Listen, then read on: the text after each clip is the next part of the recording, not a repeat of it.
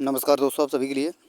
और दोस्तों, आप सभी को पता है कि आरआरबी एएलपी की वैकेंसी आपकी आ चुकी हैं। जो कि आपकी टोटल वैकेंसियां हैं दोस्तों, आपकी 11,127 आपकी टोटल वैकेंसियां हैं।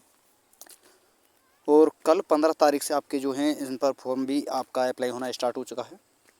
लेकिन दोस्तों, जो फॉर्म फिलअप होना स्टार्ट हुआ है, हालांकि बहुत सारे स्टूडेंटों ने स्टार्ट भी कर दिया होगा, तो जिन्होंने स्टार्ट अभी तक नहीं किया है, यानी जिन्होंने फॉर्म फिलअप नहीं किया है, तो उनके लिए दोस्तों वीडियो जो है बहुत ही इंपॉर्टेंट वीडियो होने वाली है।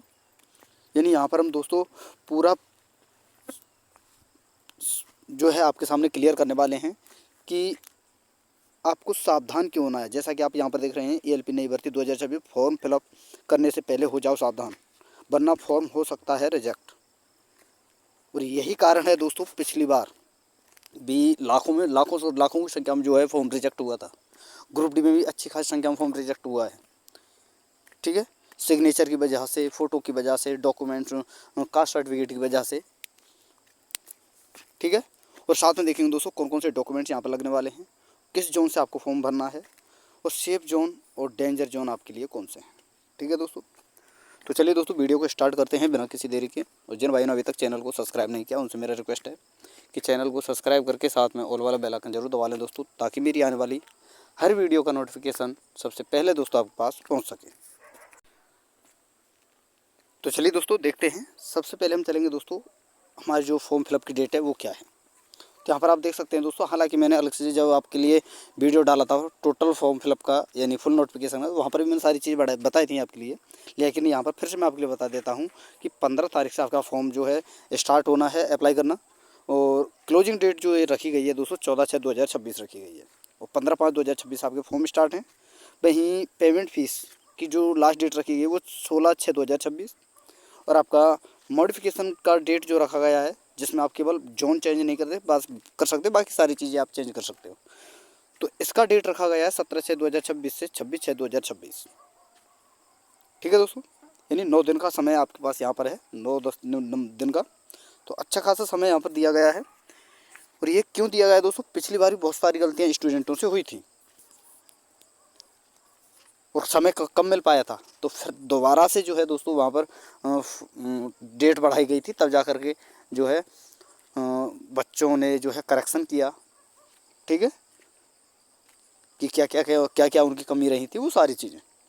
तो अब की बार ऐसा मौका नहीं दिया जाएगा, जहाँ तक मुझे लगता है कि दोस्तों समय अच्छा खासा यहाँ पर दिया गया है। तो फॉर्म फिलअप करने से पहले दोस्तों सारी चीज़ें आपको यहाँ पर समझनी है, ताकि आपको किसी प्रकार की गलती नहीं हो आपसे। ठीक है दोस्तों, तो उससे पहले मैं आपके लिए बता देता हूँ कि आपके कौन कौन से डॉक्यूमेंट्स लगने वाले हैं। जैसा कि दोस्तों आप सभी को पता है, आपका फ़ोटो लगेगा। ठीक है, तो यहाँ पर मैं आपके लिए एक बार बता देता हूँ। जैसे कि फ़ोटो लगेगा, फिर उसके बाद में सिग्नेचर आपके होंगे, फिर उसके बाद में दोस्तों 10वीं की मार्कशीट, प्लस में ITI या फिर आपका डिप्लोमा या डिग्री जो भी है, ठीक है, या डिग्री जो भी है आपका, वो आपका लगेगा। इसके अलावा आपका कास्ट सर्टिफिकेट आपका लगेगा। ठीक है, सिग्नेचर आपके होंगे, फ़ोटो आपके होंगे, बहुत सारी चीज़। और फ़ोटो भी आपका दोस्तों लाइव फ़ोटो आपका वहाँ पर लिया जाएगा। ठीक है, आधार कार्ड आपका लगेगा। तो ये बहुत सारे डॉक्यूमेंट, जो भी जितने भी सारे इंपॉर्टेंट डॉक्यूमेंट्स हैं, वो मैंने आपके लिए बता दिए हैं। अब दोस्तों इसका जो प्रोसेस है, जिसमें सबसे ज़्यादा फॉर्म रिजेक्ट होते हैं, वो किस कारण से होते हैं, जिनको आपको विशेषकर ध्यान से आपको देखना है, समझना है। तो चलिए दोस्तों वो चीज़ें मैं आपके लिए बता देता हूँ एक एक करके, जिनका आपको विशेष ध्यान रखना है, जिसकी वजह से फॉर्म रिजेक्ट ना हो आपका। अगर आप ये चीज़ें नहीं समझ पाते हो जो मैं आपके लिए आगे बताने वाला हूँ, तो बाकी देखिए, हर कोई 10th की मार्कशीट लगाता है, अपनी डिग्री भी लगाता है, टेक्निकल से डिप्लोमा जो भी है आपका ITI, वो आप लगाते ही हैं। लेकिन दोस्तों जो छोटी छोटी गलतियाँ होती हैं, जैसे फ़ोटो, सिग्नेचर, ठीक है, कास्ट सर्टिफिकेट तो आप सभी लगाते हैं। देखिए यहाँ पर सिग्नेचर किस स्याही का होना चाहिए, किस कलर का आपका पेन होना चाहिए, किस प्रकार की इंक उसकी होनी चाहिए। तो ये सारी चीज़ें इंपॉर्टेंट हैं, जो कि आपको आपके फॉर्म रिजेक्ट होने से आपको बचा सकती हैं। तो चलिए दोस्तों, एक एक करके सारी चीज़ें आपको ध्यान में रखनी है। तो देखिए दोस्तों, क्वालिफिकेशन, एजुकेशनल क्वालिफिकेशन तो यहाँ पर दिया गया है कम्प्लीटली एनेक्सर ए में। यहाँ पर सारी चीज़ समझाएगी नहीं, जिसमें दोस्तों आपके पास 10th पास की मार्कशीट आपके लिए होनी चाहिए, और साथ में दोस्तों टेक्निकल क्वालिफिकेशन आपके पास होनी चाहिए, जैसे कि ITI या डिप्लोमा। ठीक है, ऑनलाइन फॉर्म आप फिलअप कर सकते हो। अब दोस्तों देखिए, अगर आपकी टेक्निकल जैसे कि ITI हुआ, डिप्लोमा हुआ, अगर आपकी फाइनल ईयर चल रही है तो यहाँ पर आप अप्लाई नहीं कर सकते, कंप्लीट आपकी होनी चाहिए। ठीक है, अब बात करते हैं दोस्तों आगे। Mandatory scan document to be kept ready to uploading during the online application. ठीक है, जिसमें दोस्तों देखिए यहाँ पर बताया गया है कि जो डॉक्यूमेंट अपलोड किया जाता है उसके बारे में यहाँ पर बताया गया है कि किस प्रकार से आपका डॉक्यूमेंट अपलोड किया जाएगा और कौन कौन से डॉक्यूमेंट अपलोड किए जाएंगे, जो कि सबसे इम्पोर्टेंट होते हैं। जिसमें दोस्तों देखिए, एक तो आपका JPG या JPEG फॉर्म में आपका सिग्नेचर होना चाहिए, और SC ST कास्ट सर्टिफिकेट आपका होना चाहिए, जिनके लिए दोस्तों फ्री ट्रैवल पास भी यहाँ पर दिया जाता है, और ये दोस्तों PDF फॉर्मेट में आपका होना चाहिए। ठीक है, SC ST का कास्ट सर्टिफिकेट जो होता है आपको PDF फॉर्म में होना चाहिए, बाकी सिग्नेचर आपकी JPG या JPEG फॉर्म में आपका होना चाहिए। ठीक है, इसके अलावा दोस्तों कैंडिडेट सिग्नेचर, यहाँ पर आप देख सकते, candidates are required to upload scanned copy of their signature as per the specification given below. यानी यहाँ पर ये कहना चाहते हैं, जो अपलोड करना है सिग्नेचर, तो किसको करना है, जो स्टूडेंट या जो भी विद्यार्थी है या जो भी स्टूडेंट है, जैसे आप हो या कोई भी हो, तो उनको खुद के अपने इसके, जैसे कि मैं अगर फॉर्म भर रहा हूँ, आप अगर फॉर्म भर रहे हो, तो केवल आपके ही सिग्नेचर वहाँ पर अलाउ किए जाएंगे। ऐसा नहीं सिग्नेचर कोई और कर दे और आप फ्री होकर अपने बैठे रहो, क्योंकि दोस्तों लास्ट में जब डिविजन डॉक्यूमेंट वेरिफिकेशन जो होता है वहाँ पर सारी चीज़ें मैच की जाती है, तो आपको वहाँ पर बाहर कर दिया जाएगा।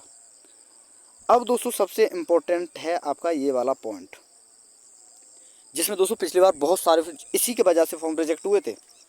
तो आपको ध्यान रखना है दोस्तों, जो वाइट पेपर होना चाहिए आपका, वाइट पेपर होना चाहिए, और आप जिस पेन से आप सिग्नेचर करें उसकी स्याही यानी उसकी इंक यानी वो ब्लैक कलर का उसका राइटिंग हो, यानी ब्लैक कलर का आपका पेन होना चाहिए, और वाइट बैकग्राउंड होना चाहिए आपका, यानी वाइट पेपर होना चाहिए।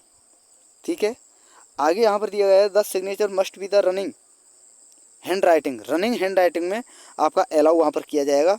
और आपको ध्यान रखना है कि note is block capital and designated letter, यानी ब्लॉक जैसे कि होता है, कैपिटल अक्षर आपका अलाउ नहीं किया जाएगा, note is capital letter, the signature should be clear eligible and entirely visible within the scanned area. यानी जो आपका सिग्नेचर है, जैसे कि आपका सिग्नेचर किस प्रकार से होना है, रनिंग टाइप में होना चाहिए। ठीक है, अगर आप इंग्लिश में करते हो, हिंदी की कोई दिक्कत नहीं है, हिंदी में किसी प्रकार का हो, जैसा आप करते हो वैसा ही आपका होना चाहिए। बाकी इंग्लिश में जैसे कि मेरा नाम है गजेंद्र धामे, तो आप वैसा नहीं कर सकते, ऐसे GAJENDRA इस प्रकार से नहीं। आपको क्या करना है, पहले बड़ा अक्षर ये लिखना है इस प्रकार से, फिर AGAJENDRA इस प्रकार से आपका होना चाहिए। ठीक है, ये भी यहाँ पर रनिंग में इस प्रकार से आपका होना चाहिए। तो इस प्रकार से ये बोल रहे हैं कि इस प्रकार से रनिंग टाइप में आपका होना चाहिए। ठीक है,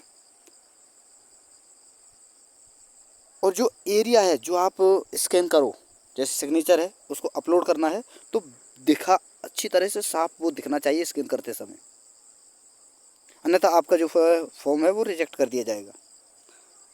तो इस प्रकार से सिग्नेचर आपको करना है। अब आगे हम बात कर रहे हैं दोस्तों, देखिए सिग्नेचर किस प्रकार से आपका अपलोड किया जाएगा। तो JPEG या JPG और 30 से 49 KB तक का आपका सिग्नेचर होना चाहिए।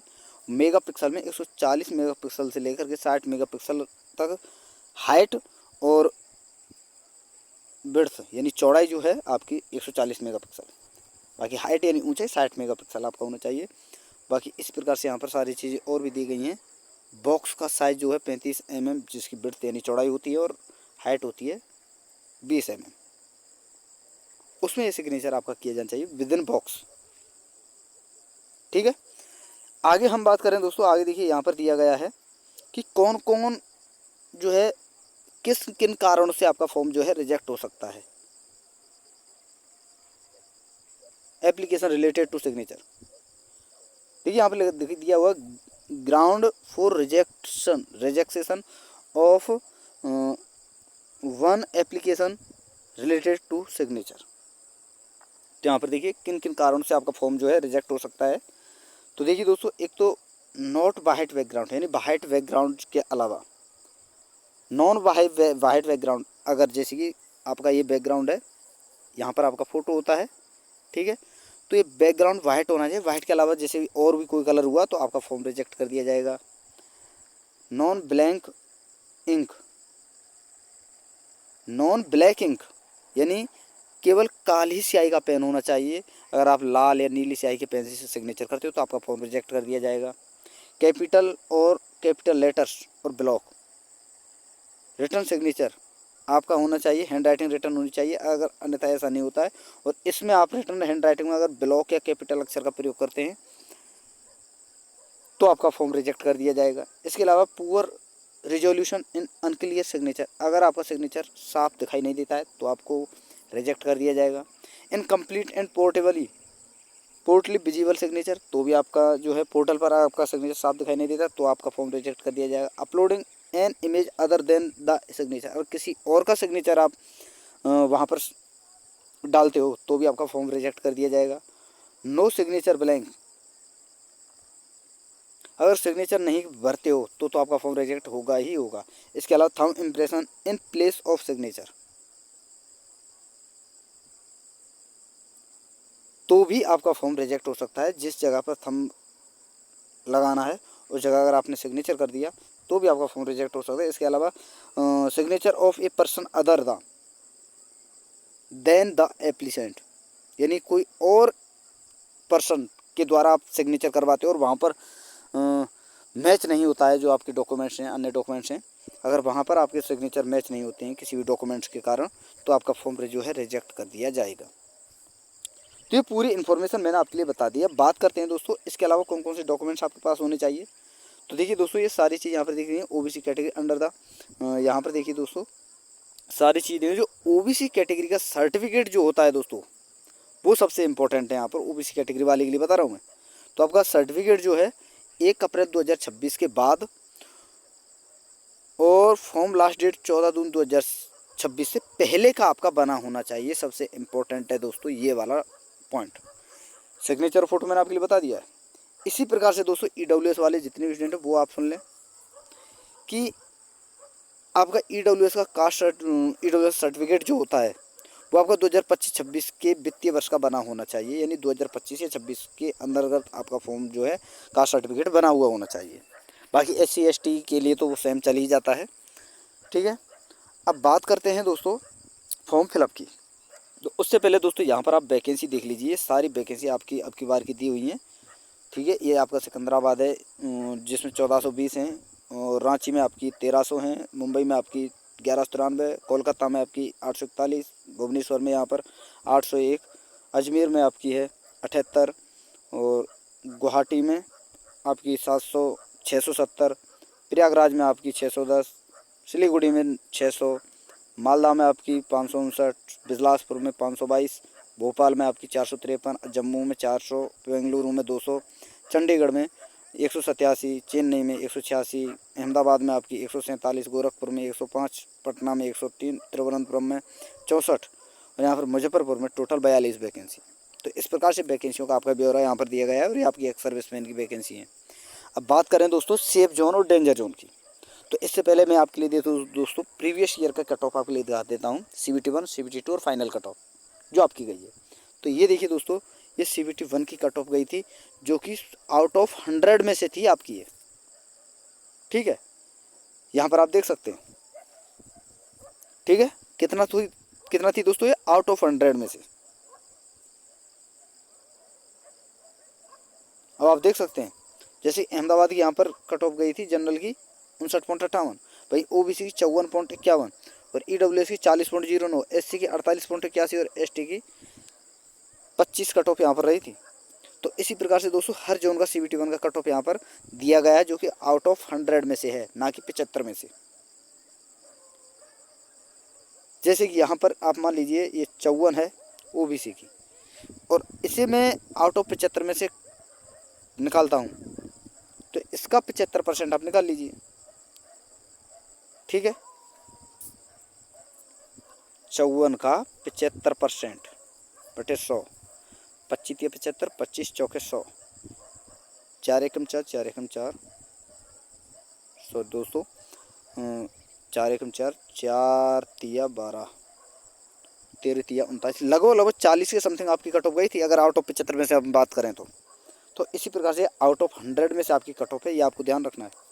अब बात करते हैं दोस्तों CBT2 की कट ऑफ यहाँ पर। तो देखिए दोस्तों CBT2 के लिए जो कट ऑफ गई थी, जिसमें CBT2 के बाद CBT2 कट ऑफ कब जाती है दोस्तों, CBT2 के बाद में CBAT का एग्जाम होता है। तो CBAT में क्वालिफाई होने के लिए जो CBT2 कट ऑफ गई थी वो आपकी इस प्रकार की गई थी, ये आपकी देख सकते हैं आउट ऑफ 100 में से ही, ठीक है, यानी CBAT के लिए। भाई CBT2 के बाद में CBAT होता है, आपका साइको होता है, तो उसके लिए ये कट ऑफ गई थी, यहाँ पर आप देख सकते हैं हर जोन की कट ऑफ दी गई है। और इसी प्रकार से जब आपकी CBAT के बाद में जब आपकी फाइनल कट ऑफ लगती है, फाइनली सिलेक्शन जो होता है डिवीजन मेडिकल के लिए, तो ये कट ऑफ यहाँ पर रही थी हर जोन की। और यहाँ पर आप देख सकते हैं हर जोन का कट ऑफ यहाँ पर मैंने दिया हुआ है। जैसे गोरखपुर का यहाँ पर 78.64, SC का 68, गोरखपुर में UR का 78.64, SC का 68.79, ST का 40.24, OBC का 76.04 और WS का आपका 70.57 यहाँ पर कट ऑफ रही थी। और इसी प्रकार से हर जोन का कट ऑफ यहाँ पर दिया हुआ है। तो ये पूरा जो एनालिसिस किया है मैंने दोस्तों, और जो इस प्रकार अब की बार जो वैकेंसियाँ दी गई हैं उसके हिसाब से नहीं दोस्तों, मैंने प्रीवियस ईयर की कट ऑफ के हिसाब से आपका सेफ जोन और डेंजर जोन माना है। बाकी वैकेंसी भी सबसे ज़्यादा इंपॉर्टेंट रोल निभाएगी। इसके अलावा दोस्तों स्टूडेंट का ज़्यादातर रुझान किस तरफ रहता है, कहाँ पर सबसे ज़्यादा वैकेंसी है, ये भी आपका बहुत ज़्यादा डिसाइड करेगा कि आपकी कट ऑफ क्या जा सकती है। लेकिन दोस्तों फिर भी मैं आपके लिए बता देता हूँ कि जो जिस प्रकार से मैंने इन तीनों प्रकार की कट ऑफ से CBT1, CBT2 और CBAT के बाद में जो डिवीजन मेडिकल के लिए कट ऑफ जाती है, इन सभी कट ऑफ के द्वारा जो मैंने एनालिसिस किया है, तो आपकी सेफ जोन और डेंजर जोन में आपके लिए बताने वाला हूँ। तो यहाँ पर देखिए दोस्तों, ये हैं आपके डेंजर जोन, 5 डेंजर जोन। सबसे ज़्यादा जो डेंजर जोन रहे हैं वो है आपका मुजफ्फरपुर, पटना, मालदा, कोलकाता और अजमेर। जिसमें दोस्तों मालदा और आपका कोलकाता और अजमेर, सॉरी दोस्तों पटना, कोलकाता और अजमेर, इनकी कट ऑफ तो हमेशा ही हाई रहती है। और अब की बार तो दोस्तों देखिए मालदा जो सेफ जोन माना जाता था, यहाँ पर हर बार सेफ जोन की वजह से इसी प्रकार से स्टूडेंट टीचर बताते गए। तो अब की बार पिछली बार 2024 में यहाँ पर फॉर्म अच्छा खासा फॉर्म फिलअप हुआ था, जिससे कट ऑफ हाई चली गई। तो यह भी कारण होता है, ठीक है। तो ये आपके 5 डेंजर जोन है। वहीं सेफ जोन की अगर मैं बात करूँ तो यहाँ पर देखिए दोस्तों बिलासपुर, चेन्नई, तिरुवनंतपुरम, चंडीगढ़ अब की बार बहुत सेफ जोन रहा है चंडीगढ़। हालांकि डेंजर जोन में आता है, लेकिन फिर भी दोस्तों अब की बार ये सेफ जोन रहा है, जहाँ पर कट ऑफ बहुत कम देखने को मिली थी। और अगला है दोस्तों आपका सिकंदराबाद। ये 5 जोन है दोस्तों सबसे सेफ जोन। तो ये पूरा कंप्लीट एनालिसिस, कौन कौन से डॉक्यूमेंट्स आपके लगने हैं, सेफ जोन, डेंजर जोन कौन कौन से हैं, सारी चीज़ें मैंने आपके लिए समझा दी हैं दोस्तों। तो दोस्तों यहाँ पर ये टॉपिक आपका वीडियो समाप्त होती है। और वीडियो अगर आपको अच्छी लगी हो तो वीडियो को दोस्तों लाइक कर दें, शेयर कर दें। और जिन भाई ने अभी तक हमारे इस चैनल को सब्सक्राइब नहीं किया, उनसे मेरा रिक्वेस्ट है कि चैनल को सब्सक्राइब करके साथ में ऑल वाला बेल आइकन जरूर दबा लें दोस्तों, ताकि मेरी आने वाली हर वीडियो का नोटिफिकेशन सबसे पहले दोस्तों आपके पास पहुँच सके। तो थैंक यू दोस्तों, धन्यवाद। फिर मिलते हैं नई वीडियो के साथ।